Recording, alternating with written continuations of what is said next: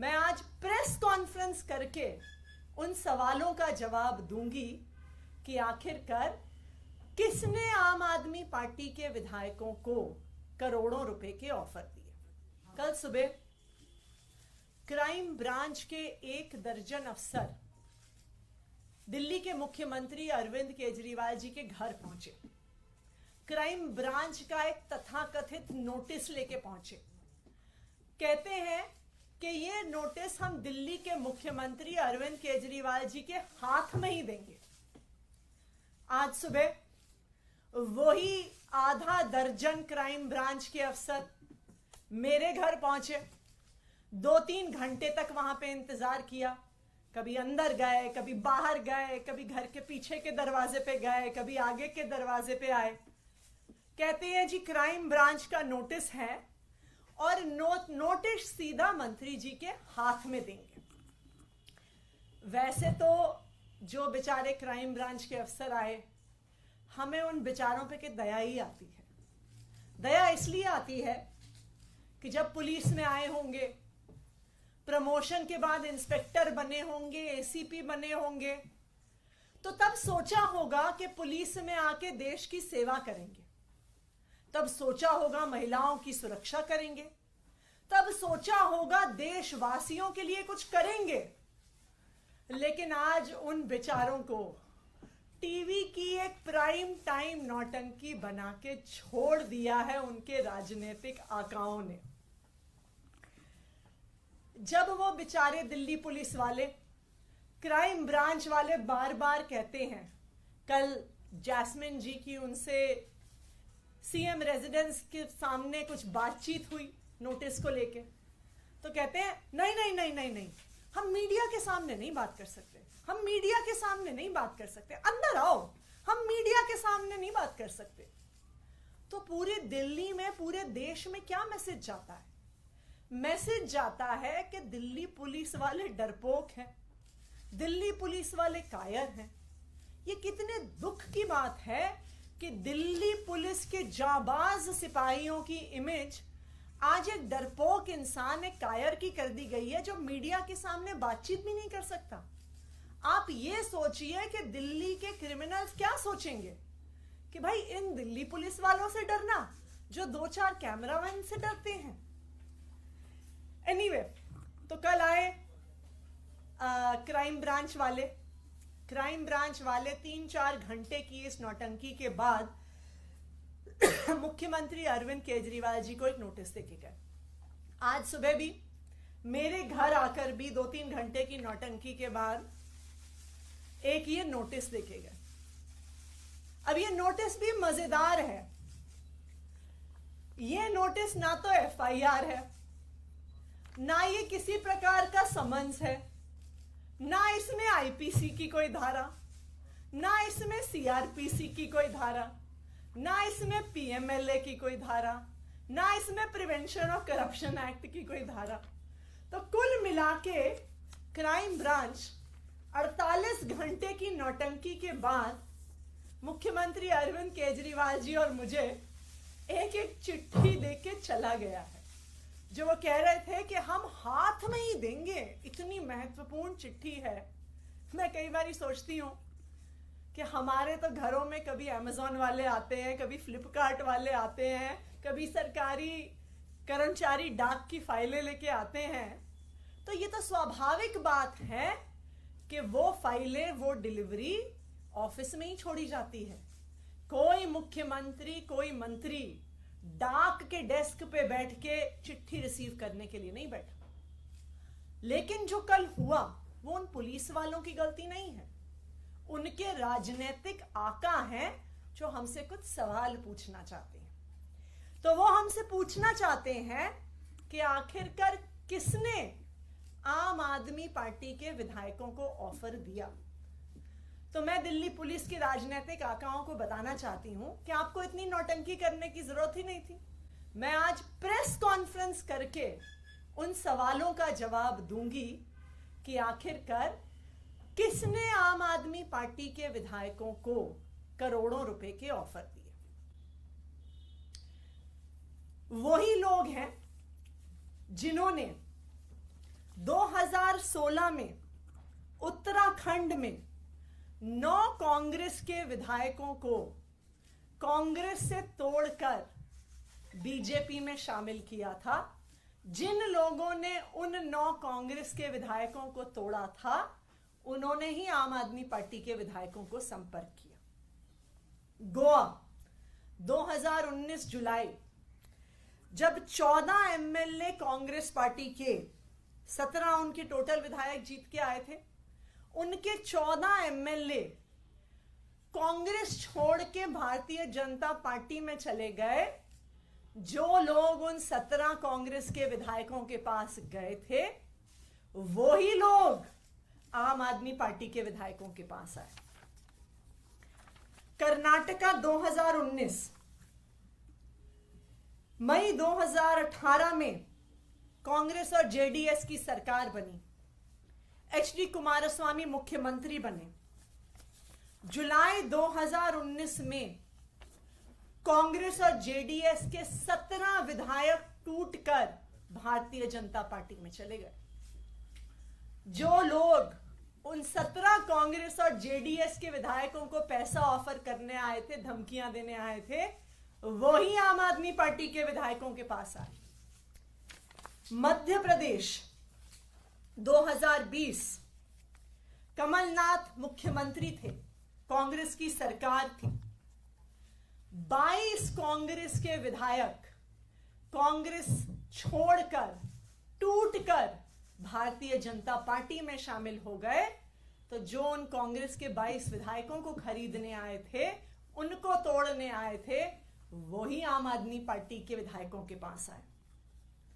और लेटेस्ट, जो अभी कुछ ही दिन पहले पूरे देश ने देखा, महाराष्ट्र में नवंबर 2019 में उद्धव ठाकरे महाराष्ट्र के मुख्यमंत्री बने। लेकिन 21 जून 2022 को शिवसेना के नेता एकनाथ शिंदे 11 विधायकों के साथ बंबई से सूरत चले गए और शिवसेना छोड़कर भारतीय जनता पार्टी के साथ मिलकर उन्होंने सरकार बना ली। तो जो लोग एकनाथ शिंदे के साथ साथ 11 विधायकों को तोड़ने आए थे, वही लोग आम आदमी पार्टी के विधायकों को तोड़ने आए। और जो तेलंगाना में हुआ, जो एक स्टिंग के माध्यम से हमने देखा कि कुछ लोग विधायकों को तोड़ने के लिए करोड़ों रुपए कैश लेके घूम रहे थे, वही लोग आम आदमी पार्टी के विधायकों से संपर्क कर रहे हैं। तो मैं क्राइम ब्रांच के राजनीतिक आकाओं को बताना चाहती हूं कि आपको भी पता है कि कौन वो लोग हैं जो पिछले 7-8 साल से एक एक करके ऑपोजिशन की सारी सरकारों को तोड़ रहे हैं। और वही लोग हैं जो आज आम आदमी पार्टी के एमएलए से संपर्क कर रहे हैं। अब मैं जैस्मिन शाह जी से कहूंगी कि वो अपनी बात रखें।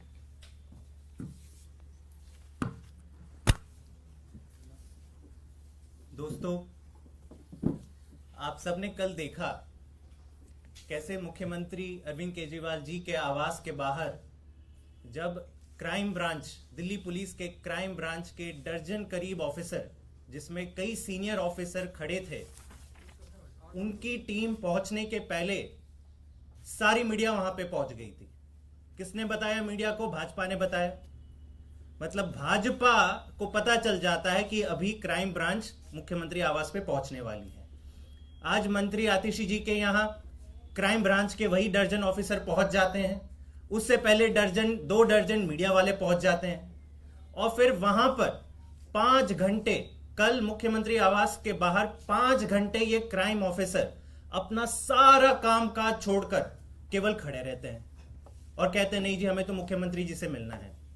आप सब ने वो वीडियो देखा होगा जहां मैंने उनसे एक आम नागरिक के तौर पे सवाल पूछा कि किस धारा के तहत, बस इतना बता दीजिए, किस धारा के तहत आप ये नोटिस मुख्यमंत्री जी को पर्सनली हाथ में सौंपना चाहते थे। क्या कहा उन्होंने? नहीं जी, मीडिया के सामने नहीं कहूंगा, आ जाइए अंदर, आ जाइए अंदर, बात करते हैं। इतना डर, इतना खौफ।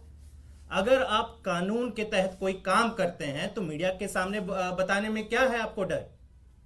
सवाल का जवाब नहीं दिया। अंत पंत में 5 घंटे की नौटंकी के बाद वही नोटिस सीएम दफ्तर के बाहर देके चले गए। मैं आज आपको यह बताना चाहता हूं कि दिल्ली में इसका क्या इंपैक्ट होता है। आप सब जानते हैं दिल्ली देश का क्राइम कैपिटल है।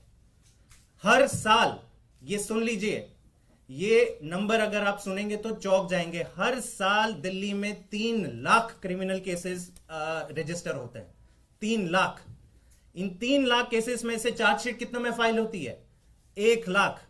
1 लाख से भी कम, करीबन 30% क्रिमिनल केसेस में ही हर साल चार्जशीट फाइल होती है। 2 लाख केसेस में तो चार्जशीट ही फाइल नहीं होती। और ये जो 30% का आंकड़ा है, परसेंटेज ऑफ चार्जशीट फाइल, वो देश भर में सबसे कम है। मतलब दिल्ली में सबसे ज्यादा क्राइम रेट, दिल्ली में सबसे कम चार्जशीट। महिला सुरक्षा की बात करते हैं। Delhi is the rape capital of India. Women crimes against women में दिल्ली का अव्वल नंबर आता है। सारे मेट्रोपॉलिटन सिटीज का अगर आप हिसाब किताब लगा दें तो highest number of crimes against women Delhi में पिछले साल पाए गए 14,158। सीनियर सिटीजन्स की बात करें, सारे देश में सबसे ज्यादा क्राइम अगेंस्ट सीनियर सिटीजन्स कहां रजिस्टर होते हैं? दिल्ली में रजिस्टर होते हैं 1,315 पिछले साल, जो उसके पहले के साल से भी ज्यादा था। क्राइम अगेंस्ट चिल्ड्रन की बात कर लेते हैं। बच्चे कितने सेफ हैं दिल्ली में? दिल्ली में देश भर में highest crime against children report होते हैं हर साल। पिछले साल कितने रजिस्टर हुए? 7,400। और ये हर साल ये आंकड़े बढ़ते जाते हैं। हर साल दिल्ली के टोटल क्रिमिनल केसेस जो भी रजिस्टर हो रहे हैं वो बढ़ते जा रहे हैं। लेकिन दिल्ली पुलिस के क्राइम ब्रांच क्या करती है? बीजेपी के मुख्यालय से कॉल नहीं आया, दर्जन ऑफिसर भेज दो मुख्यमंत्री के घर पर, 5 घंटे उनको खड़े रहने दो, मीडिया के सामने नौटंकी करेंगे, भंगड़ा करेंगे कि आओ हमें शूट करो, हम यहां पे खड़े हैं। और नोटिस का आधार क्या है? जैसे अतिशी जी ने कहा, ना कोई आईपीसी की धारा मेंशन है, ना सीआरपीसी, ना कोई समन्स, ना एफआईआर। एक कोरे कागज पे एक नोटिस या खत लिखकर कह रहे हैं कि नहीं हमें तो मिलना है। तो क्या मुख्यमंत्री और मंत्री दिल्ली सरकार के सारे अपना कामकाज छोड़ दें, केवल और केवल डाकिया का काम करें कि अपने घर के बाहर खड़े रहे कि आइए दिन भर आइए, जो भी खत लेंगे हम आपको पर्सनली सौंपेंगे? हमारी बीजेपी से गुजारिश है, दिल्ली पुलिस के राजनीतिक आकाओं से गुजारिश है कि ये नौटंकी करना बंद करें, दिल्ली के लोगों की सेवा करने दें। दिल्ली के क्राइम ब्रांच के पुलिस ऑफिसर का कोई इसमें दोष नहीं है। हमारी पूरी तरह से दया है उनके साथ।